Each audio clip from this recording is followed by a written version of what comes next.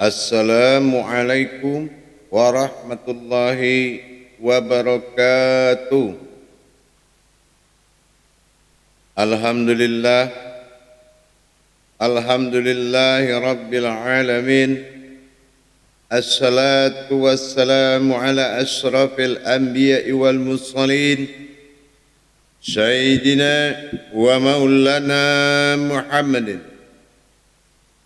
Ashhadu an la ilaha illallahul malikul haqqul mubin, wa ashhadu anna Muhammadan abduhu wa rasuluhu wa sadiqul ma'dal amin. Allahumma salli wa sallim wa barik wa karim ahzanil nabil karim ihdinil ladzi min jamalika wa inal ladzi bin jalalika wa innahu bin kitabika wa tahirin wal mujahidin amma ba'd. Ibadallah wa ittaqullah. Bersyukur kita kepada Allah dengan mengucapkan alhamdulillahi rabbil alamin atas segala karunia, limpahan rahmah dan hidayahnya, serta dengan izinnya juga kita dapat menjalankan amanahnya, beramal dan beribadah zahir batin dunia dan akhirat. Bersalam kita tidak akan pernah kita lupakan.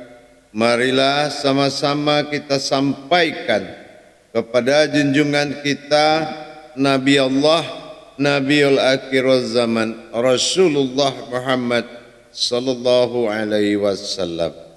Atasnya kalimahnya kita kalamkan dengan membaca Allahumma sholli ala sayyidina Muhammad wa ala alihi sayyidina Muhammad. Hadirin jamaah yang dirahmati Allah rahimakumullah. Alhamdulillah, pada pertemuan dan waktu yang dimuliakan oleh Allah ini, insya Allah kita akan berbagi ilmu, amal dan ibadah. Kita akan berbagi wawasan. Kita akan berbagi hikmah dan hidayahnya. Tentunya kembali kita bertemu dalam makom majelis zikir ma'rifatullah, tayangan YouTube kesayangan kita, YouTube Buya Pasaman Timur. Hadirin dan jamaah yang dirahmati Allah rahimakumullah. Insya Allah, kalau kita memperdalam wawasan ketuhanan itu lebih pada faktor peningkatan kualitas ibadah, yaitu yang menentukan adalah pemahaman yang hakiki.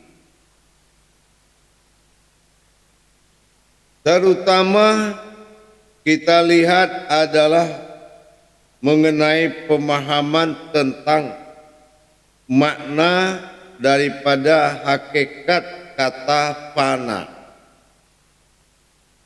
Ini tidak asing istilah ini di kaum pencari dan pentajali Tuhan.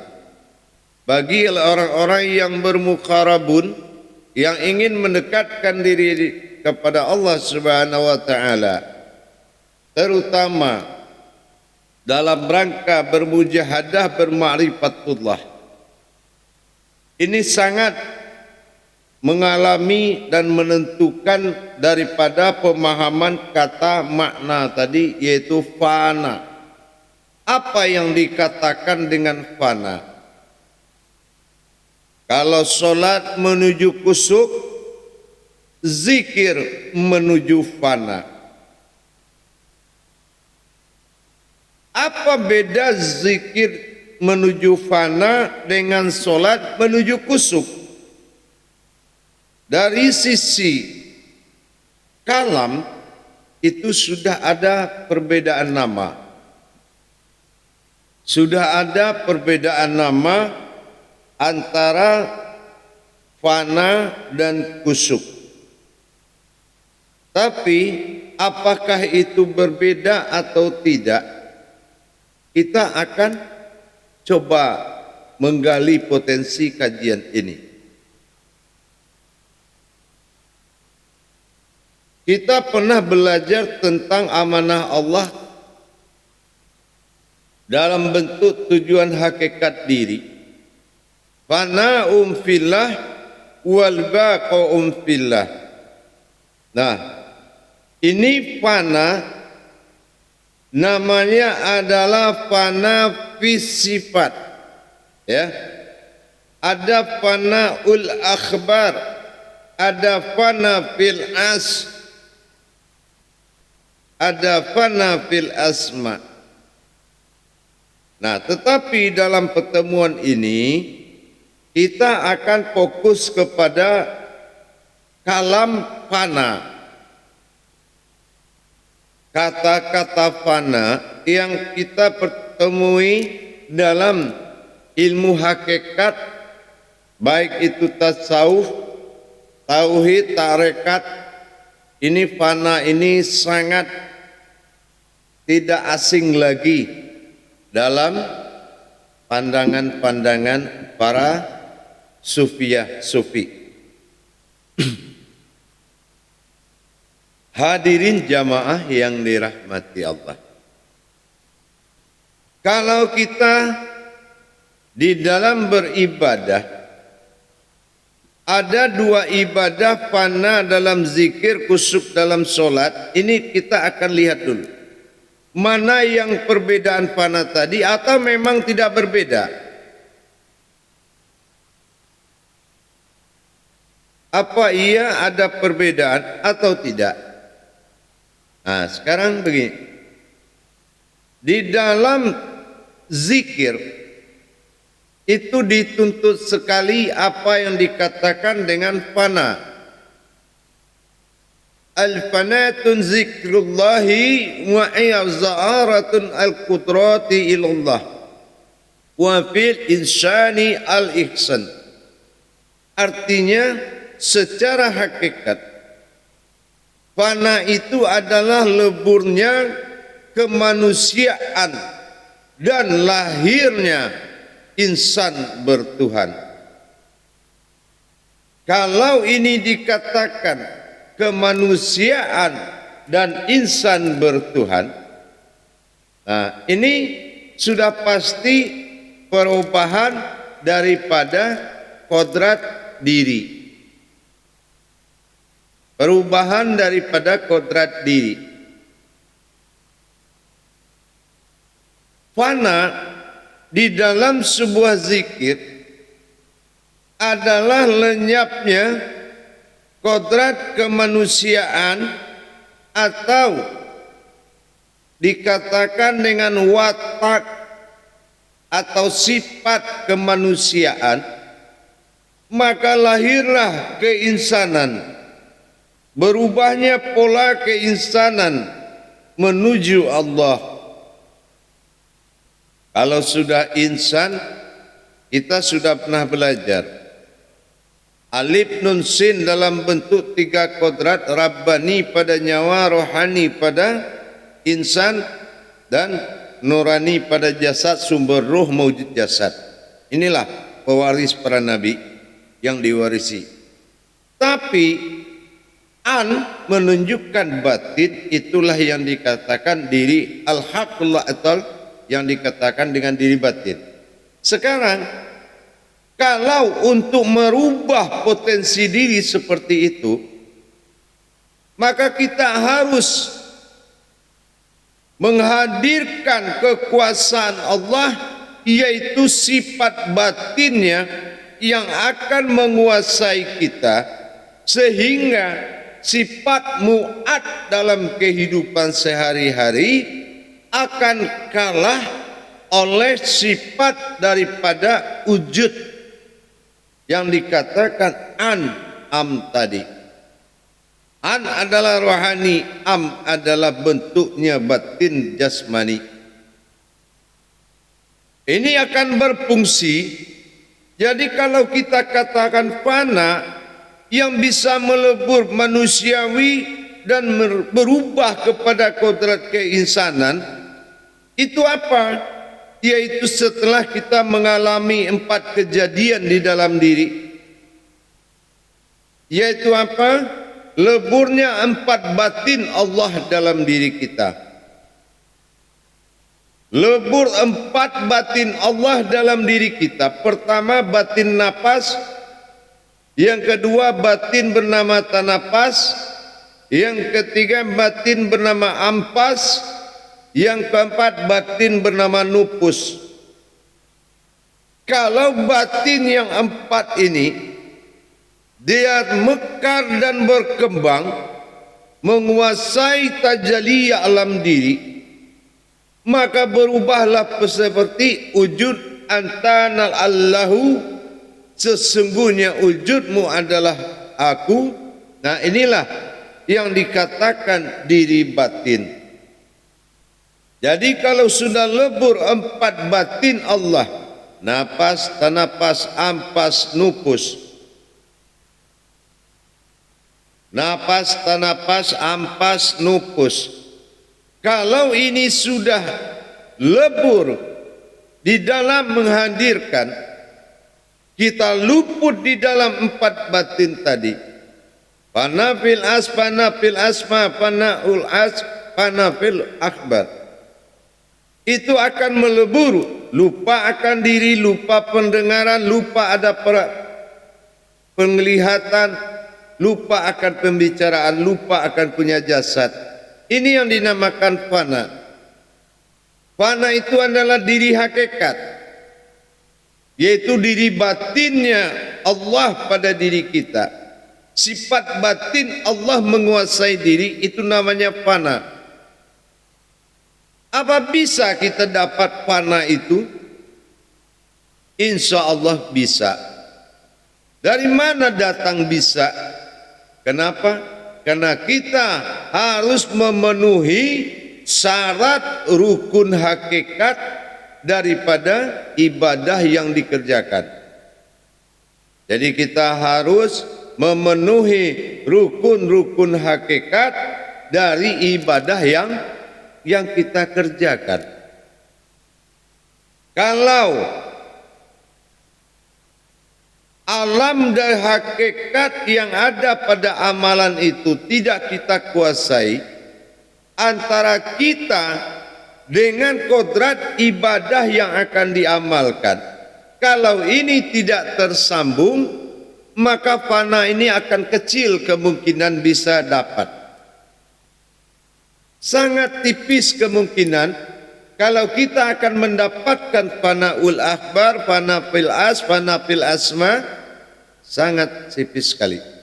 Tapi kalau sudah kita lengkapi syariatnya, hakikat tarikat marifat sebuah amalan, maka otomatis pandangan Allah, wujudullah, qadratullah, tajalliyullah dalam bentuk napas, tanapas, ampas, nupus akan muncul dengan sendirinya.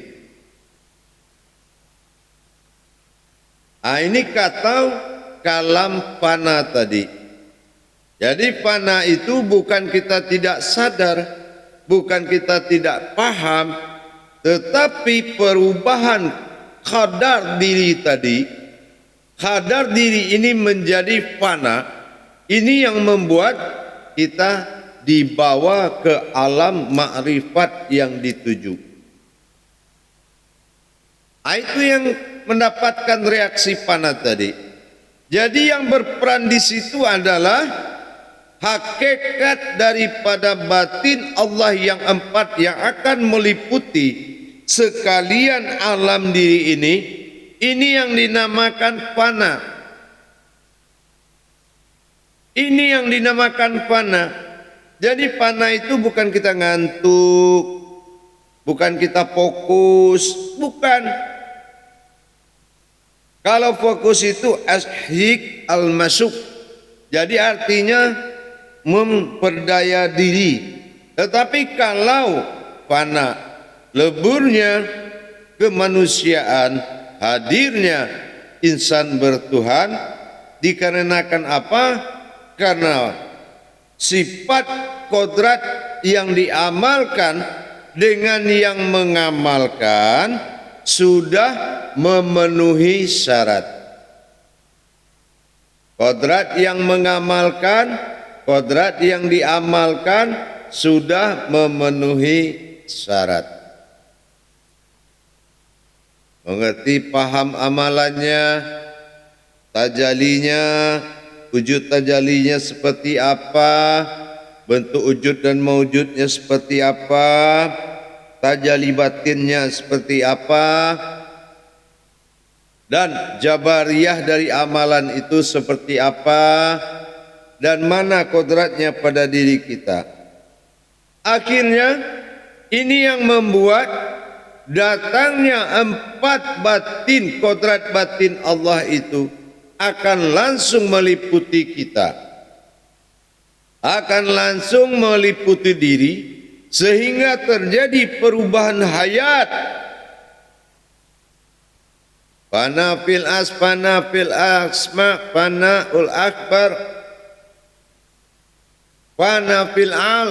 Akhirnya 4 batin Allah lebur dan mewujud di dalam zahirnya Allah, yaitu jasad, maka terjadi perubahan kadar diri, dan kadar diri inilah yang disebut diri fana.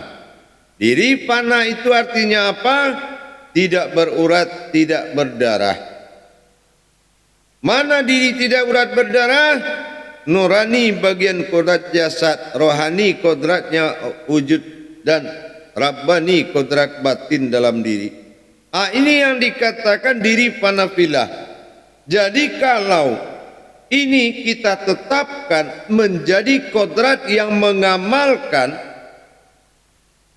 maka kita melarikan kepada asmanya. Kalau asmanya sudah di fanafilah ini sudah ada wujud, maka ini akan terjadi perubahan kodrat. Bermimbar Muhammad pada Adam, berkalam Allah pada diri. Beribadah Muhammad, duduklah Adam beribadah Muhammad, maka nyatalah Allah pada nyawa. Ini hakikat daripada ilmu tasawuf. Duduk Adam beribadah Muhammad, nyata Allah dalam nyawa. Nah, inilah yang syarat kodrat yang mengamalkan. Tinggal kita mempelajari, yaitu kodrat yang diamalkan, dan tajali hubungan kodrat yang diamalkan dengan kodrat yang mengamalkan. Inilah yang mengundang pecahnya 4 batin Allah melebur ke seluruh alam diri, maka terjadilah perubahan kadar diri. Nah, kadar diri inilah yang akan menyambungkan kita ke titik rahasia Allah. Kadar diri yang telah berubah itulah yang menyambungkan kita kepada titik rahasia yang dituju. Jamaah yang dirahmati Allah rahimakumullah. Dalam melaksanakan sifat fana ini, kita harus melengkapi rukun-rukun hakikat. Kita harus memenuhi rukun-rukun hakikat. Gitu jemaah. Jadi jangan kita mendapatkan pemahaman mana yang zikir, mana yang witir, mana yang tasbih, itu aja kita tidak tahu. Bagaimana bisa fana? Zikir sama tasbih masih disamakan. Menghitung dengan berpikir, mengingat masih aja disamakan. Dan makna-makna dari tasbih yang dipegang itu kita harus tahu. Kodrat yang memegang tasbih juga kita harus tahu. Gitu. Jadi semuanya itu dilengkapi rukun hakikatnya dulu kalau kita ingin mendapatkan fana. Dan bagaimana cara bermunajat di dalam zikir? Nah, munajat itu adalah berdoa dengan rohani. Berdoa dengan rohani. Nah, pahamkah kita di situ? Sudah paham belum? Nah, kalau memang belum paham, berarti belum lengkap syarat. Harus belajar. Nah, begitu. Jadi saya harapkan kepada jamaah para pemirsa kaum muslimin dan muslimat, carilah satu marwah yang bisa mengantarkan kita berderajat dulu. Cari marwah diri yang bisa mengantarkan kita ke tingkat derajat. Mengenal diri lebih jauh, mengenal makom-makom sifat, makom fizat, makom al-batin, makom kulu jasad. Kita pelajari dulu. Bagaimana dengan tingkat kodrat dirinya? Apakah masih Adam? Apakah sudah jauhar basita? Apakah sudah si baharu? Apakah sudah si wujud ayan karajiyah? Apakah sudah si wujud mu'ad? Kita juga belum memahami. Bagaimana bisa kalau kadar itu tidak kita pahami, tidak akan perubahan, tidak terjadi perubahan kadar diri dari diri manusiawi menjadi dari insani. Tapi kalau kita sudah paham hakikat yang diamalkan dengan hakikat yang mengamalkan, lebur empat batin Allah pada diri, itu yang membuat kita terantar kepada satu wujud titik yang dituju.